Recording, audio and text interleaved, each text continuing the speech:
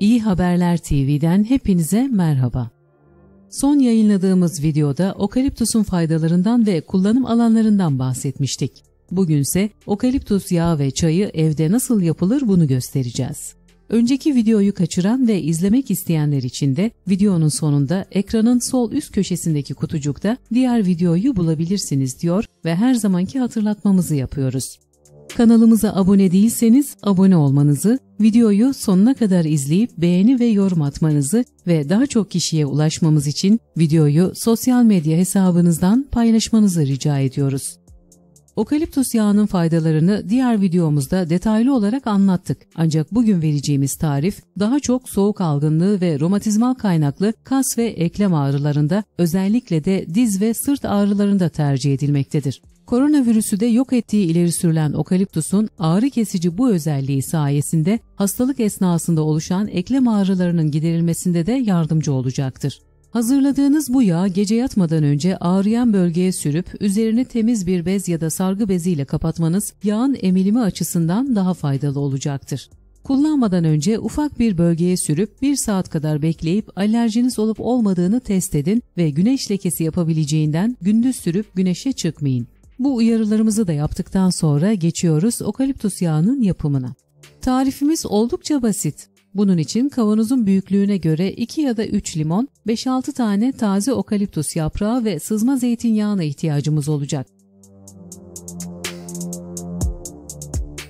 Limonlarımızın doğal ve kabuklarının taze olmasına özen göstermeliyiz. İşlem öncesinde limon ve yapraklarımızı iyice yıkayıp kurutuyoruz.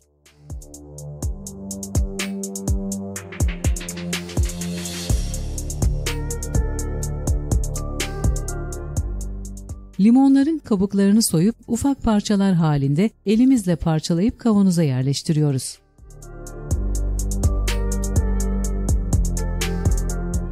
...5-6 tane önceden yıkanmış taze okaliptus yaprağını da limon kabuklarının arasına yerleştiriyoruz. Daha sonra üzerine gelecek şekilde sızma zeytinyağını ekliyor ve kapağını kapatarak yağın içine işlemesi için hafifçe sallıyoruz. Kavanozu gölge bir yerde 2 hafta beklettikten sonra yağımız kullanıma hazır hale gelecektir. Bu arada 1 ay bekletilmesinin daha faydalı olacağını ileri sürenler de var. Tercih sizin. Yağımızdan sonra geçiyoruz okaliptus çayının yapımına. Okaliptus çayı ağız yaralarına, boğaz ağrısına, solunum yolu hastalıklarına, öksürük ve balgama iyi gelmektedir. Çayımızın yapımı oldukça basit.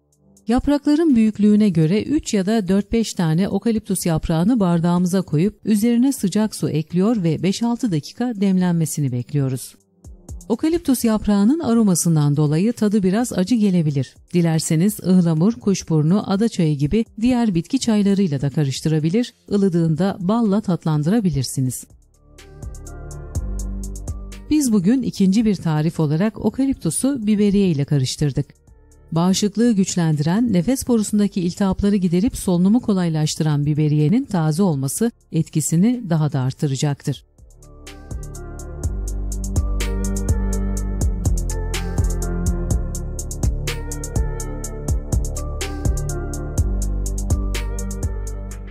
Okaliptus çayının günde 1 bardaktan fazla tüketilmesi bazı durumlarda sakıncalı olabilir.